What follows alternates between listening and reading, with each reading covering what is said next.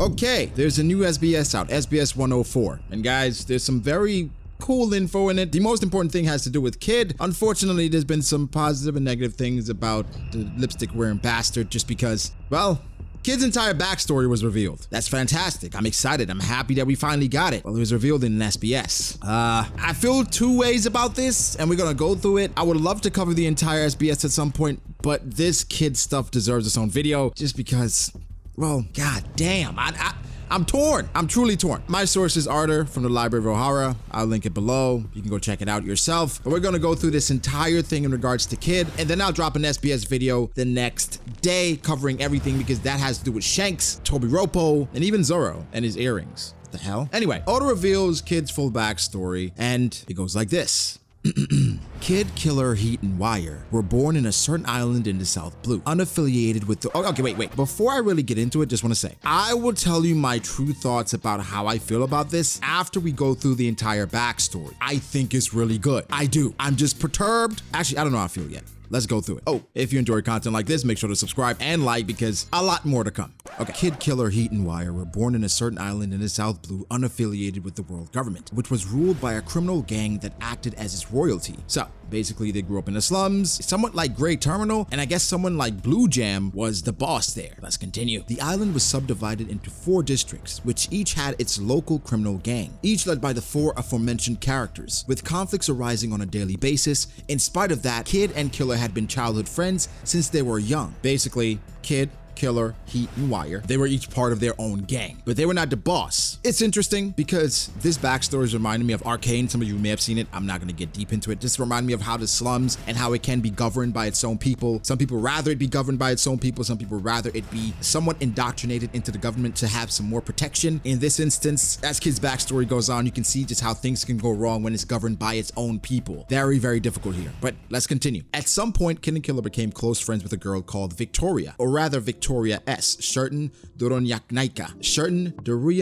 Their crush was mentioned in the SBS before, volume 87 and 98 SBS. So she's been mentioned before. Oda's just elaborating on their love interest. Now, one day, Victoria was killed by the gang ruling the country. This is the boss gang, the guy that's like Blue Jam. This drove Kid so mad that he united the 4 gangs from the 4 districts and led a coup d'etat alongside Killer, Heat, and Wire to take down the criminal gang from power, overthrowing the current rule. Interesting stuff. I'm presuming this is where Kid unlocked his Conqueror's Haki. After that event, Kid told the others that he didn't want to live in such a confined world. So he formed a pirate crew with the 4 of them and set out to sea, naming their ship the Victoria Punk in Victoria's memory. So that is Kid's entire backstory. Somewhat similar, but not really to Luffy's. It's just, for a lot of these supernova, seemingly, they grew up in extenuating circumstances, and death is typically involved in their past. That leads to their growth. I think I saw a post lately that talked about trauma and how trauma is not character development. In stories, typically it can be just more characterization, and it can be character development, depending on how you view it. Either way, Kid's trauma led to his Haki bloom. I think this is the first time he probably used Conqueror's Haki. Death of Victoria finding out about it. And because of that, that probably led Heat, Wire, and even Killer to follow him, saying, hey, this is the definition of a conqueror. This is somebody that we can follow. Maybe that's where he started getting the name Captain, because he went down, took down the boss of his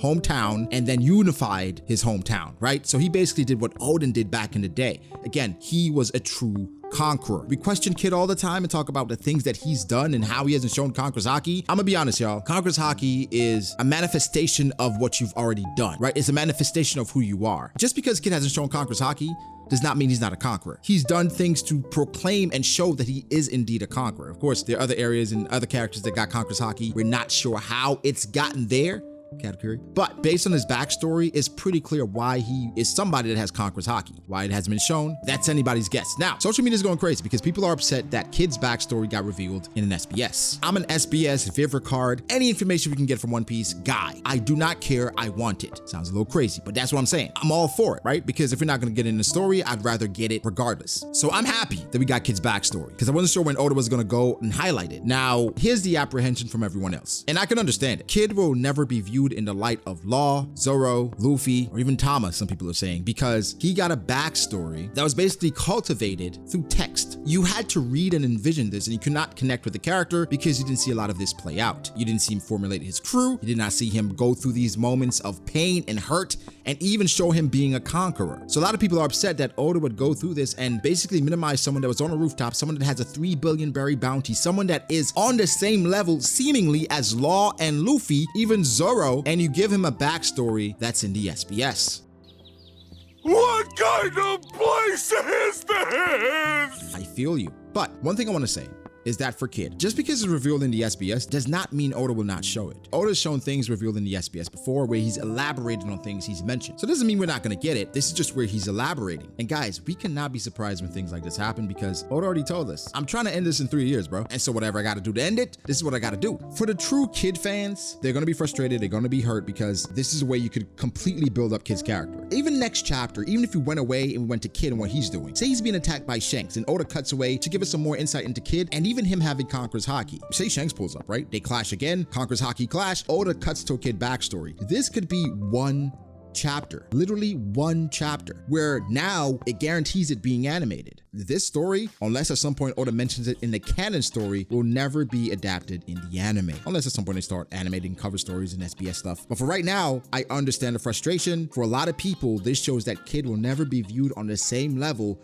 as Law, who had an amazing backstory in the manga, Zoro, come on, he's the main character, and obviously Luffy. Even Capone, for the most part, got something in the story. Bonnie is being fleshed out. Even X-Drake, who got his backstory mixed in with Sengoku and Doflamingos and Laws. Kid is just thrown into an SBS. And again, I don't want people to view this as Oda throwing away Kid as a character because the SBS is very important. The SBS has been going on for so long. There's so much pertinent information in the SBS, but it's not viewed very favorably by a lot of people because people would like for stuff in the SBS to be revealed in the manga. But some of these same people are upset when the manga is going on too long, saying Oda is focusing on things that we don't care about. I don't think there's a right or wrong answer for this. I do think it's just based on how you feel about the character. I like Kid. I'm off the Kid hate train, so I'm happy to get some more about his backstory. It is touching. It's telling me more about how Oda views conquerors in the story. Kid was indeed a conqueror. Not sure what age all of this went down, but it was when he was younger. And again, it's just like the Blue Jam situation, but these people are the boss of their territory, boss of their island, and they took him down. And so now we call him Captain Kid because he was a captain who unified the region. I mean, when you talk about unification, right, especially in Japanese lore, unifying territory is viewed in such a high regard. Look how Oda built up Odin and what he did for Kuri. It was a lawless area. No one went there. Odin went in and liberated it. That's what Kid did. Oda is putting Kid in regards to being a conqueror on the same level. Guys, you can have your thoughts and feelings about this. I don't think objectively this is good or bad because we understand the story has to go on. Some people are mad when the story goes on too long. Some people are upset the story is coming to an end. If I had a preference, I would love for it to be in the canon story. If we're not going to get in the canon story, I'd rather get it in SBS. All right, so guys, give me your thoughts. How you feel about this Kid backstory? Are you upset that Oda revealed this in an SBS? So much more to come.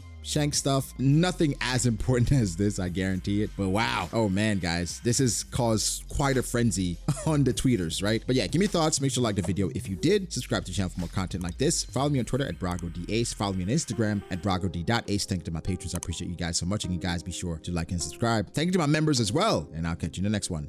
Peace.